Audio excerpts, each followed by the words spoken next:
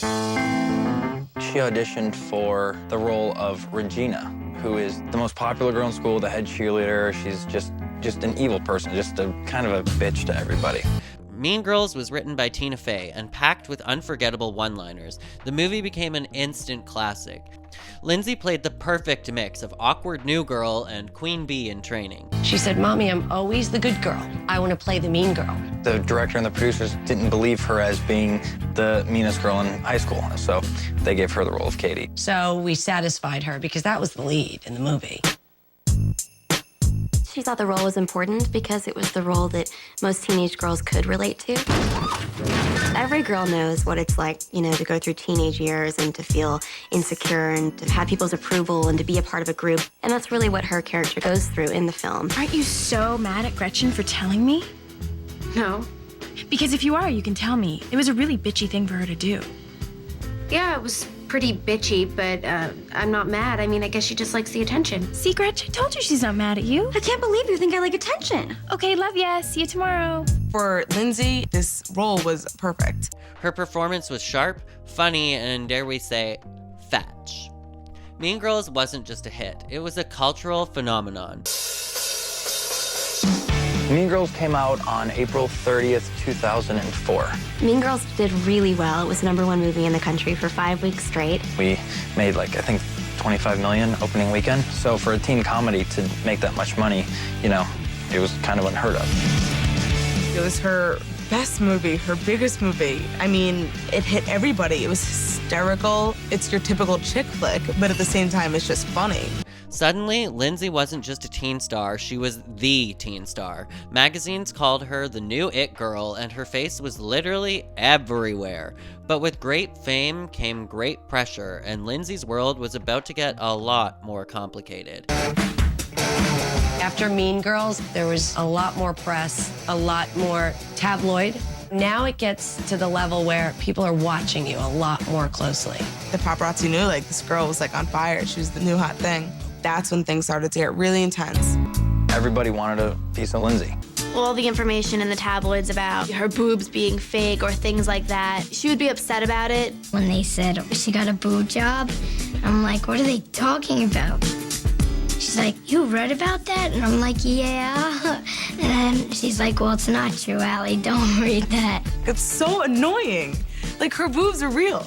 Now, this would not be a Lindsay Lohan documentary if we did not talk about her public feud with Hilary Duff and with Paris Hilton, because those were like giant tabloid blunders and they were the big focus of the media back in the 2000s. Now, in case you don't remember or you never knew, this whole feud between Lindsay and Hilary began over their mutual connection, Aaron Carter, may he rest in peace, and essentially both of them dated Aaron Carter within a really short period of time, and they were kind of fighting over him, and it just became this whole tabloid sensation. The media says that Hilary was dating Aaron and then Aaron started dating Lindsay at the same time. I don't know if there's any truth to that, but their feud ended up being so much more than that, and it ended up being like this huge tabloid media sensation for years, and they were pitted up against each other as like the reigning queens of Disney, but like, what about Raven? Then, of course, the tension escalated when Lindsay reportedly made a surprise appearance at one of Hilary's movie premieres, which Hilary perceived as an attempt to steal the spotlight.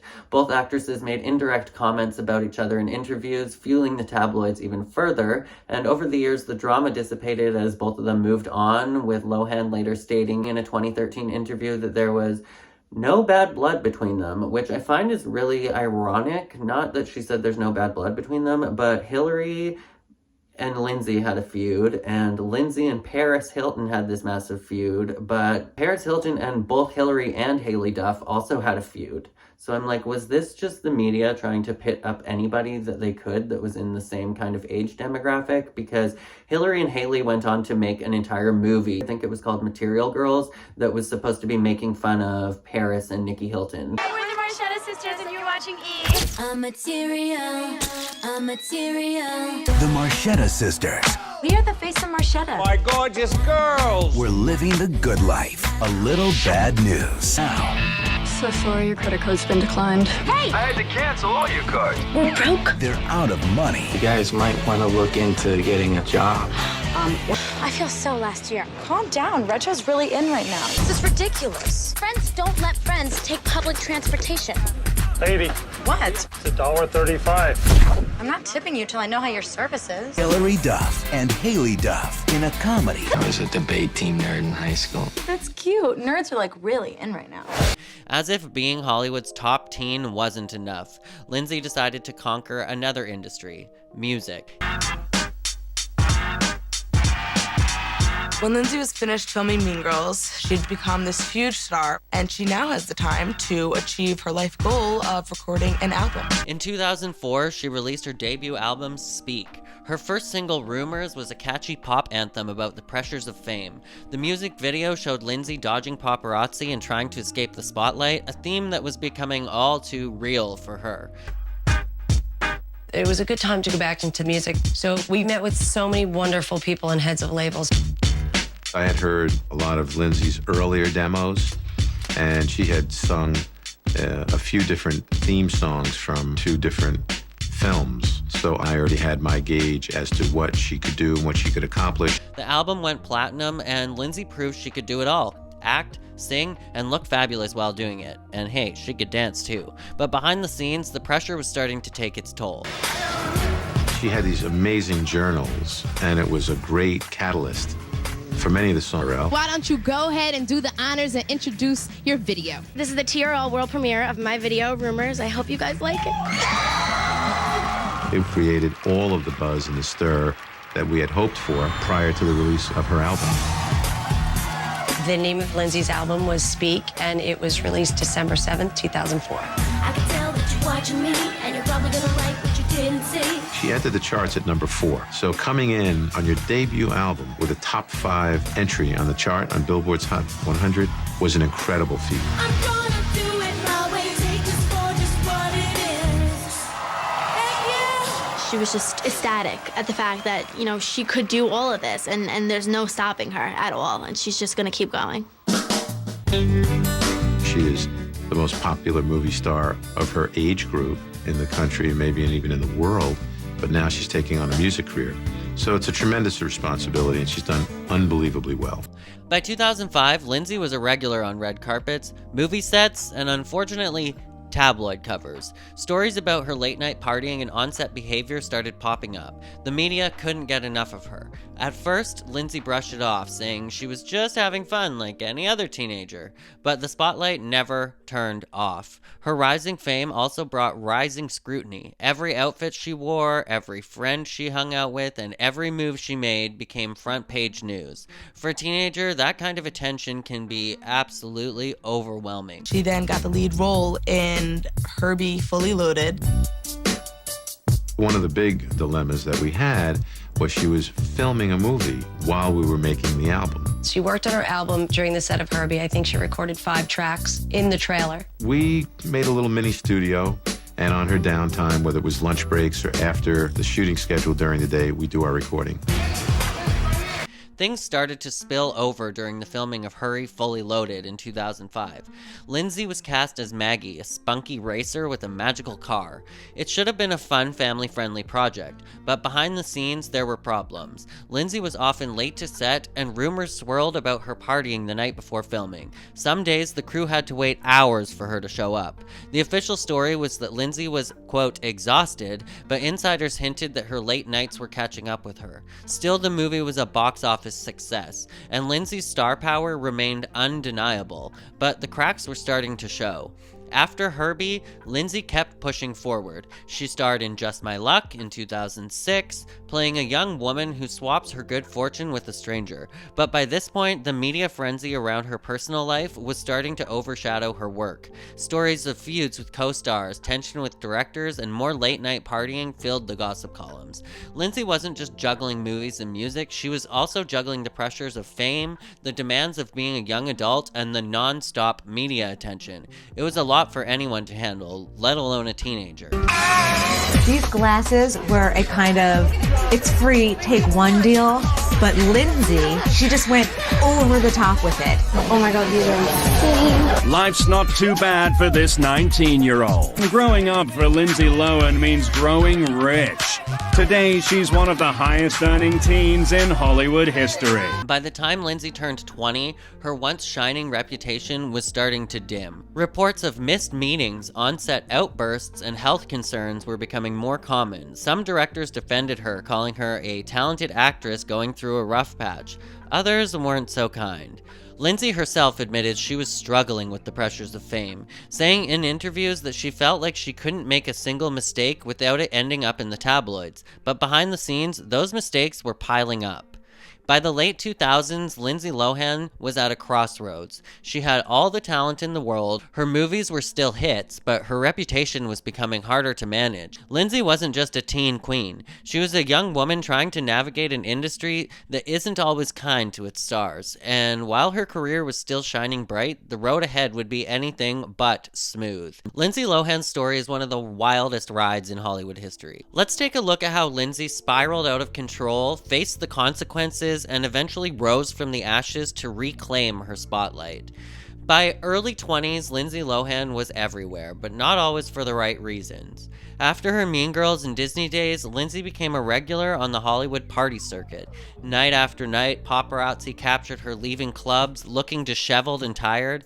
At first, the media chalked it up to her being young and carefree, but soon it became clear that Lindsay's lifestyle was getting out of control. Her late nights started affecting her work. Reports of her missing call times, arguing with directors, and showing up exhausted became common. Lindsay's once golden reputation was tarnishing fast. Paris,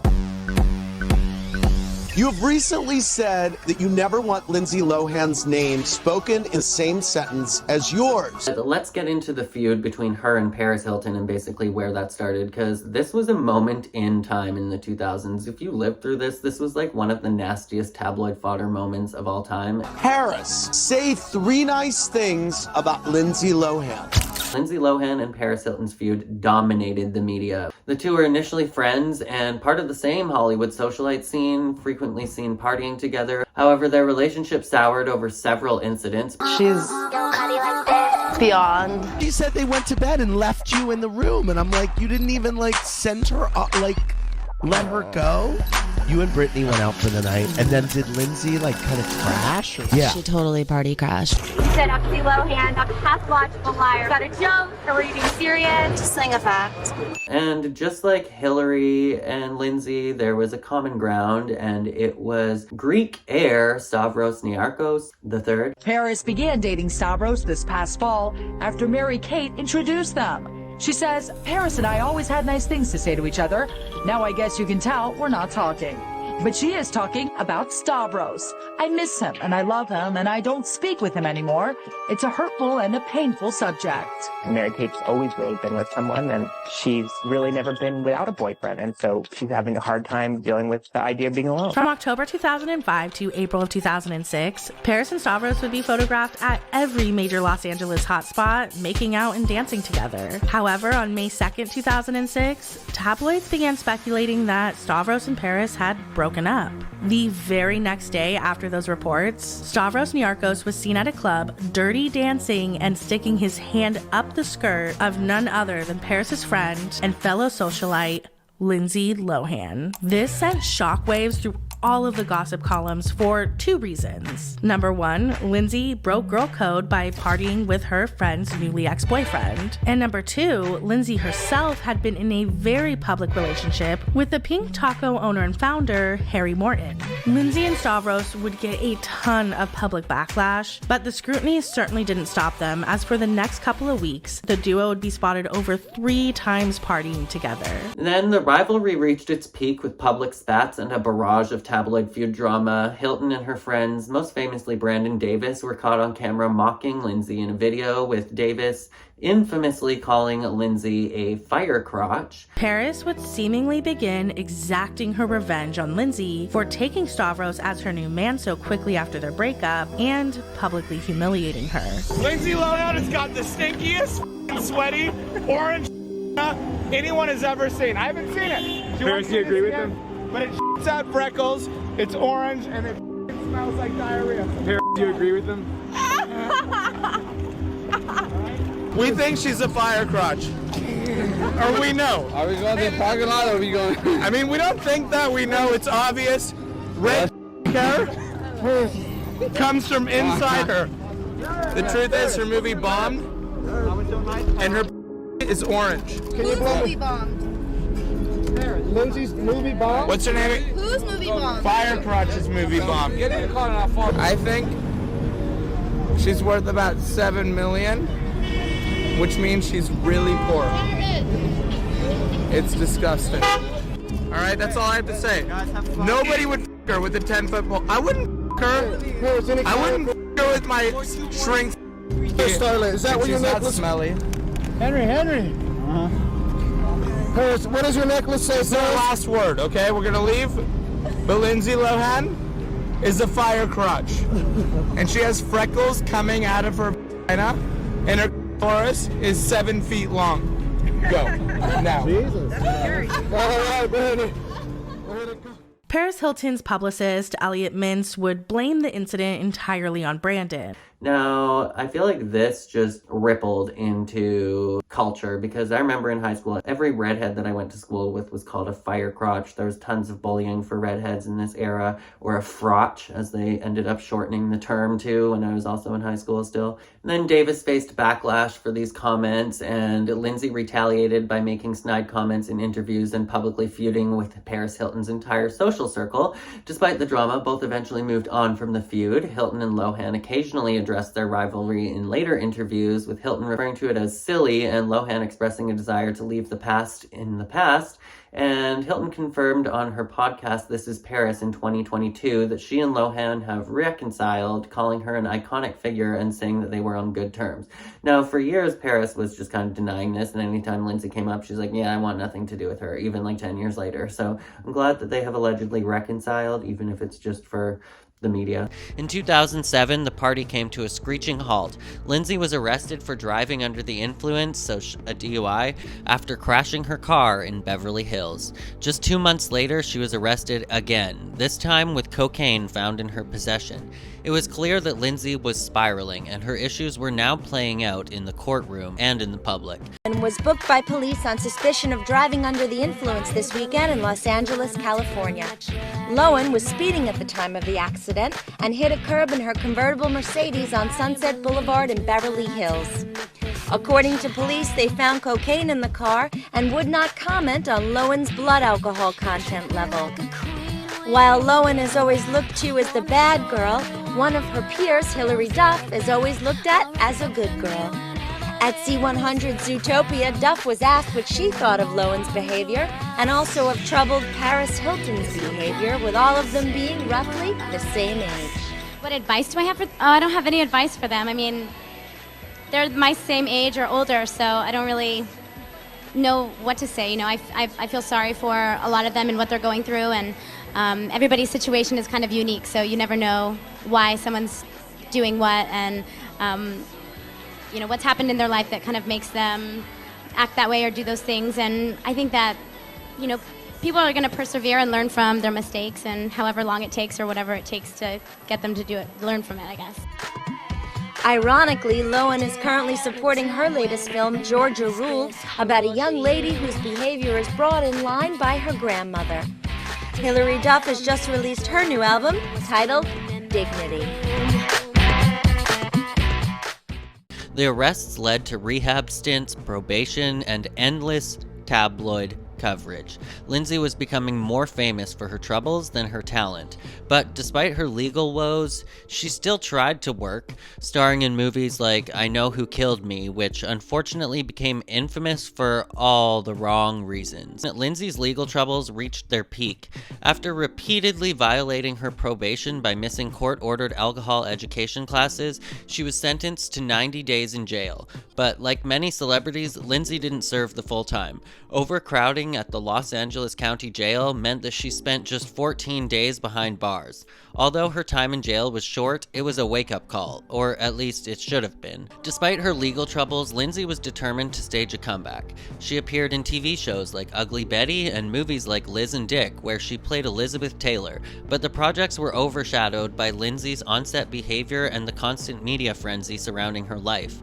So this is the period in time when Oprah introduced her new docuseries for Lindsay called Lindsay, and this was following Lindsay's 2013 stint in rehab. The show ended up airing in 2014 on the OWN channel, like the Oprah Winfrey Network, as an 8-episode docuseries. The Oprah series began shortly after Lindsay completed a court-mandated rehab stay, her 6th in total in 2013. And basically the show is supposed to be Lindsay's new rebrand and rehabilitating like her public image after all of these years of tumultuous tabloid rumors and all of her personal struggles and everything that was laid out in the media. And this was supposed to be like her chance to completely rehabilitate and rebrand herself and come back to working. But I feel like the show made her look even worse in a lot of ways. I just recently rewatched the entire docuseries while I was researching for this video, and there's so much about it that just makes her look so out of touch and kind of like she's a spoiled brat, honestly. But at the same time, they were totally screwing her around and screwing her over during this entire documentary. But she was like showing up late and not showing up at all for work and just being like super hard to work with. So